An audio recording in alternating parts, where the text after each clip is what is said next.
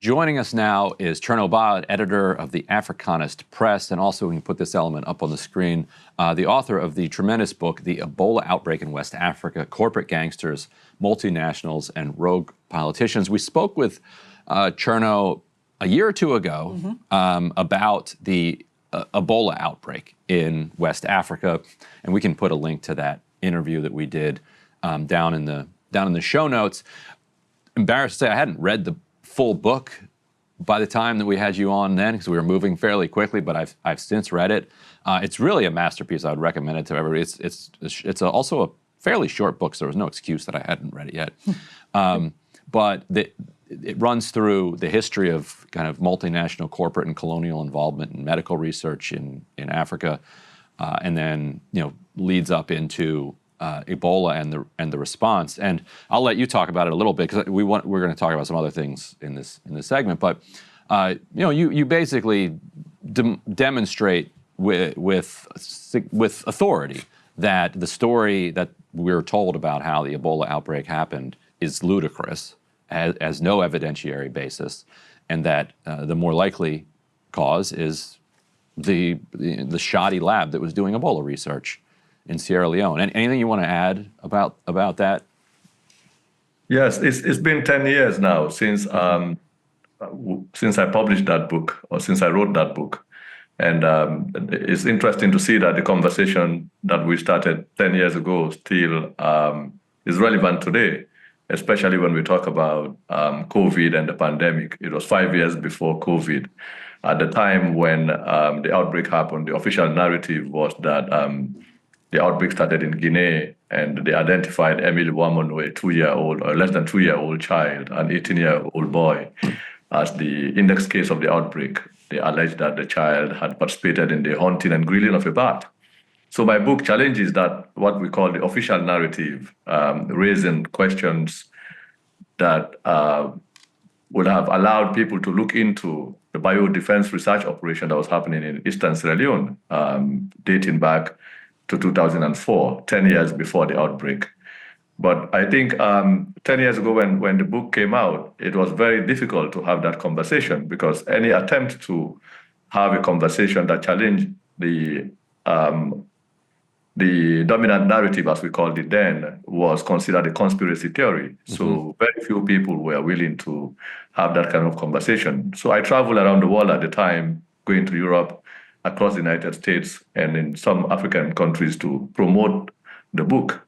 10 years down the line, I think now we have some kind of a significant amount of people who are perhaps willing to listen to that kind of, the possibility that the outbreak that killed thousands of people in West Africa and still has a lingering socioeconomic impact and psychological impact on the population of West Africa. Talking about people who lived in Sierra Leone, in Liberia, and Guinea, the epicenter of that epidemic, are still unaware of the causes and origin of that outbreak. We've heard so much about COVID, which happened 5 years afterwards. There has been some kind of congressional discussion, some kind of White House conversation around COVID, but no such conversation has happened for the victims of the epidemic in West Africa. And I had said in my book that what we witnessed in West Africa in 2015 was a prelude, was a dress rehearsal to what the world will face with this whole idea of pathogens being part of warfare, bioterrorism, and all these kinds of things. So I'm happy that we're still talking about this 10 years later. I'm hoping that this conversation will loom large, that the victims of the Ebola outbreak will get justice. At least we'll be able to understand how that outbreak that killed their family members, their relatives, their friends and neighbors. We need the truth. We need some kind of a disclosure of information around what corporations we are doing, what universities and research scientists, because we're talking about the same institutions, same individuals who are involved with COVID were the ones who were involved in West Africa.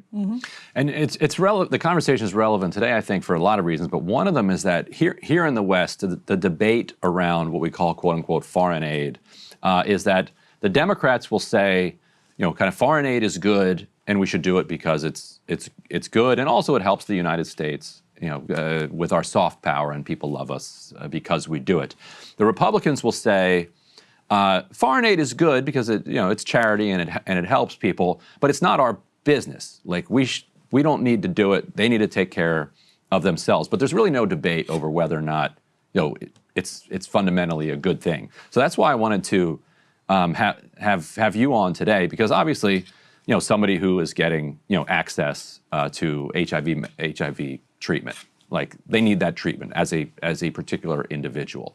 But taking it from a micro case to a macro case, let's talk about what the fallout has been in the regions where you cover, to both the pulling back of USAID, but also what has happened in the wake of some of these some of the quote unquote aid or investment projects that have rolled out through DFC or MCC. We'll talk about those separately. First, what was your reaction when you saw the cuts to USAID, and from your understanding, what have been how is Africa responding?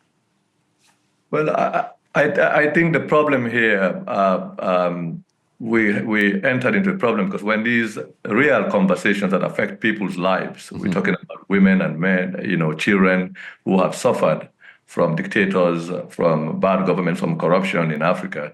And when we have this kind of conversation, the risk is that when it becomes partisan, we lose the importance of scrutinizing international relations. To what extent has international relations affected the lives of ordinary people? In the case of Sierra Leone, we've been raising these issues. We've said clearly that we are not against what you might call foreign direct investment or genuine solidarity and support that uplifts people.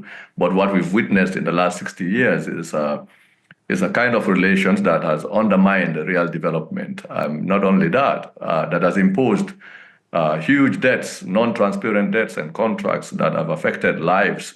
We raised in the last 5 years, for example, the U.S. International Development Finance Corporation in Sierra Leone acquired huge contracts in infrastructure projects, telecommunication projects, and these are amounts of money ranging to 412 million in one case for an electricity project that was never constructed. And the processes through which these contracts were awarded were also did not comply with even U.S. laws regarding foreign direct investment in Africa or in other places. We raised these questions. Nobody listened. The same thing with the Millennium Challenge Corporation that claimed that they've signed a compact agreement with Sierra Leone to support the energy sector in Sierra Leone with $480 million. And even as we speak today, more than 90% of the Sierra Leonean population do not have access to electricity. They do not have access to safe and pure drinking water. The healthcare system is broken. So when you talk about USAID, DFC, and MCC giving money or loans or credit or charity to countries like Sierra Leone, but the citizens will be wondering, where are these monies going? Because there's no evidence of that on the ground. So I would say that, rationally speaking, if we remove the partisan aspect of this conversation, we have to look at the real impact of these so-called development assistance or loans or credit or charity, whatever you might want to call it.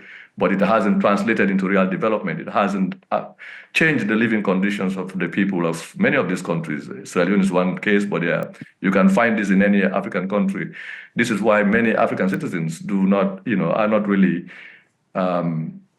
affected by this. The politicians, the corporations, the companies who have been benefiting from this are the ones that have been complaining. And unfortunately, we do not have an opportunity of speaking to the people who are directly impacted by these developments. When these conversations are being held, they are always we always listen to opinion leaders or representatives of these corporations who tend to complain about the withdrawal of so-called aid and charity that has not really benefited the millions of people across Africa and in other places on whose names and conditions these supposed charitable programs have been done. So we have to, in order to get at this conversation, we have to have this conversation outside of the Democrats or the Republicans or whatever party. When issues of development and human rights and peace are being discussed, and we bring these partisan issues into the conversation, we risk losing the reality and the impacts that these situations tend to have on the real lives of people. I have been one individual that has reported on corruption and human rights violations in West Africa for more than 20 years.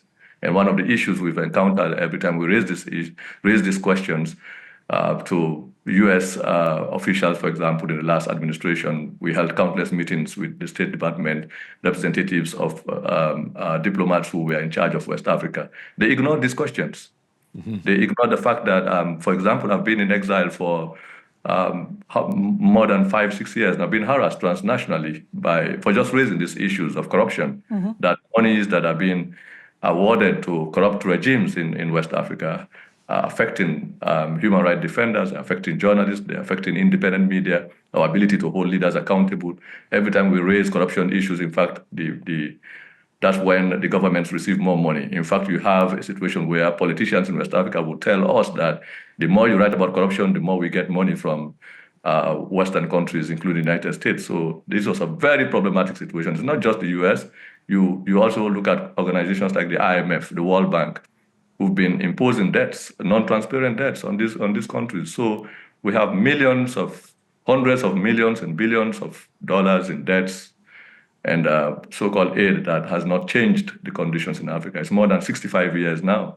Sierra Leone just celebrated what they call 64 years independence. And when you look at the country, the indices of poverty and underdevelopment are very stark. You don't need to go too far. You just need to have someone on the street and ask them, how do you feel about what your government is doing? They will tell you the government is corrupt. The government is not responsive to their needs.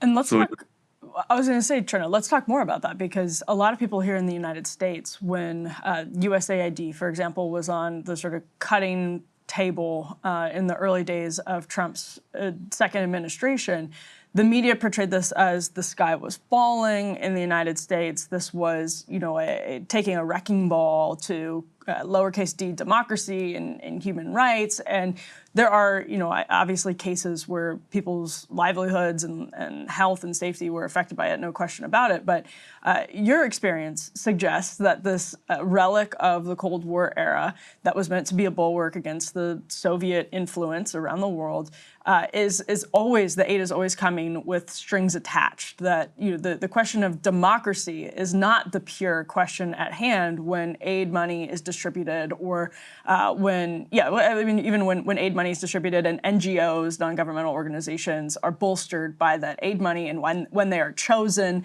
there's always a strategy that is very particular and not just about lowercase d democracy. Your experience speaks to that. So can you tell our listeners and viewers a little bit about the reality behind the curtain of USAID and foreign aid?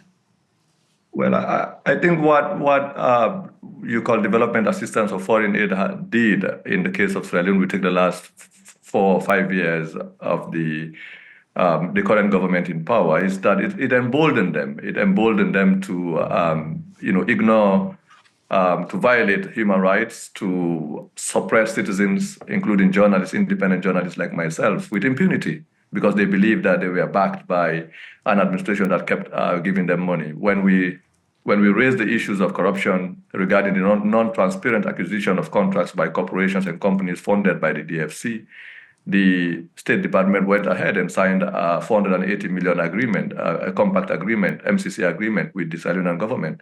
This was less than a year ago. And this was for an electricity project that they've been talking about for 15 years.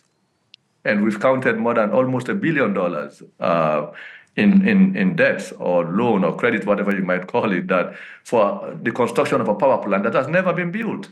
And even as we speak, more than 90% of the population of Freetown, the capital of Sierra Leone, do not have electricity. And we have it on the records that the MCC and the DFC has given Sierra Leone $480 million in one case, $412 million. We're talking about more than $800 million of U.S. taxpayers' monies, given to a government for the construction and provision of electricity supply that has never been provided. The service is not available. So if you talk about the withdrawal of funding in that case, people are not even going to be bothered because the money that was announced has not done anything on the ground. So the people who will be offended or who will be affected by that situation will be the politicians and the corporations and the companies and the contractors who were benefiting from these rogue relationships and investment agreements that were non-transparent, that even violated U.S. laws, because you cannot, on the books, you cannot spend U.S. taxpayers' money in a country that doesn't respect human rights, that doesn't respect the freedom of its own citizens. So the government of Sierra Leone felt emboldened by these corporate relationships, financial inducements to disregard accountability questions. And it's not just Sierra Leone. You can find this across many of the other countries in Africa. And if you look at the people who have been complaining, they are not regular African citizens. Right. And These are NGO workers. Right, NGO workers. That's what I want to ask you about. So the aid gets sent by, let's say, USAID, MCC, DFC, and some of these international development, finance corporations or institutions. So that it gets sent out. In your experience, and you've done so much corruption reporting, in your experience, how much of that money gets kind of stolen by African elites, Sierra Leone elites, and how much of it gets stolen by Western elites so it never even arrives for it to be stolen by the elites in Africa? Yeah, that is the question. In fact, 3 years ago, we've developed what we call in the African Express an illicit financial flows project, which is why, when we looked at the corruption on the ground, the amount of money, whether it's from the IMF and the World Bank that is being given, and we don't see the development, we decided to look at the transnational dimension of these corrupt arrangements. Because when you talk about corruption, in most cases, it tends to be localized, being seen as this government is giving money and the African politicians and African bureaucrats are the ones that are stealing these monies. And what we've come to realize is that much of that money, even the African politicians themselves, are just pawns in this whole arrangement, where these monies are being shipped into offshore accounts and tax havens and all of that. So we've been mapping and developing a database of these movement of transnational funds and how African governments themselves are just part of an auxiliary or pawns in this whole international racketeering enterprise that has developed, at least in the last 60 years or 65 years. So we're looking at West Africa from 1975 to present. And so it's difficult to even assign a percentage in this case. And that's the troubling question. How much agency can we assign to the African politicians themselves who are roped into this international corruption enterprise? And this deals with sovereignty issues. It deals with elections and democratization, where leaders who do not play along these lines fall out of favor with governments, and they are easily kicked out of power. And those who agree to be used or to participate in this international process are aided and abetted in rigging elections and consolidate dictatorships. We saw that in the elections in Sierra Leone in June 2023, where people voted against the government, and people went to vote, and the results are still absent. Even U.S. election monitors themselves said the elections were non-transparent, but the DFC and the MCC continued giving money or signing finance agreements with the Sierra Leonean government. So this speaks to the question. Is something that is new that people need to look into. We're inviting journalists now increasingly to reverse the scale and begin to look at transnationally, not just on the local African context, how much money has been stolen. You take the case of Ebola, much of the funds that went to roll back Ebola in West Africa was taken back by international organizations. Some of that is in my book. The numbers are so staggering that it's difficult to even compute them now. Maybe that's something that we can work on together. And real quickly, last question for you. I don't know if Emily has anything else. My sense of how this plays out on the ground, and curious for your take on this, is that the corruption that this produces ends up kind of crushing democracy in at least two different major ways. One is the one that you talked about, that the governments that are in power don't feel any obligation to respond to the will of the public and make reforms and improve their lives because they know that they have the backing of these U.S. institutions, whether they do it or not. So why bother with it? But then secondly, by infecting the system with so much corruption, it reduces the amount of engagement, I would think, that regular people have with their government, because you can have a social democratic reformer who says he's going to do X, Y, Z when he gets into office, but the regular person just thinks he's just as corrupt as anybody else. And so when he gets in, it's just a different flavor of stealing from me. And so when what that does is it breaks that bond between the people and the government, and makes democracy just a bunch of elections. Mm-hmm. And then if the elections don't go the right way, they just change the counting like they did in 2023. I remember we had you on to talk about that at the time. So is that sense that I have roughly accurate, and how would you characterize it? Yeah, absolutely. It disempowers citizens, because when you go to vote and you find out that your vote doesn't count and your voice doesn't count, it silences people. It makes mockery of democracy. It turns neoliberal democracy into a facade where people do not believe in the electoral process. And this is dangerous because it opens up ideas. People begin to think about how to actualize their own citizenship, their right to have a say in government. The key to governance is trust. There has to be a fundamental trust between citizens and those they elect, where supposedly elected leaders cannot be held accountable, and they cannot be punished when they violate the social contract between them and the electorate. Is a major problem. And in the case of Africa, it's not just robbing African countries of their own sovereignty, their inability to have a say on the global stage, but also it disempowers regular citizens, especially when countries like the United States back autocratic leaders in Africa who steal money, who steal votes, and also steal the lives of their own people. People feel disempowered. They lose faith in government. They lose trust in their own leaders. And once that happens, it opens the way for conflict of all kinds. And this is why you have this instability on top of the underdevelopment and the horrible conditions of poverty. There's no stability in Africa because people are constantly thinking about how to get rid of this burden that they've been dealing with for the last 65 years or more, since the so-called independence, the transition from direct colonialism to what we have today, where indigenous African politicians from our own communities get elected into offices, and they do not serve the interests of their own people, and they do not even listen to the interests of their own people. They do not care. They serve the interests of foreign corporations, and those are the people they are worried about. They're worried about whether they will be on the good books of the United States. Right now, many of the African leaders are worried. They are constantly thinking about hiring lobbyists to be on the good books of the current administration, especially in the case of Sierra Leone, a government that enjoyed tremendous goodwill from the Biden-Harris administration. Now they're constantly thinking about how to recalibrate their entire program to be on the good books of the current new administration in Washington, because they need that to be able to undertake these, to continue on the road to dictatorship and authoritarianism. So the United States need to rethink its own relations with these countries. And this is not a partisan conversation. It is way beyond Republican or Democrat. It deals with real people's lives. It deals with independence and self-determination and the lives of women and children who have been suffering for many, many years, who have no other opportunities. All they want is just peace, to be let alone, to be able to work free, to live, to have the minimum standards of existence, electricity, good roads, healthcare. These are basic human needs. And we should be able to look at this problem beyond or outside of these boxes that we've placed ourselves, these partisan boxes. I think that is the issue, that's the message.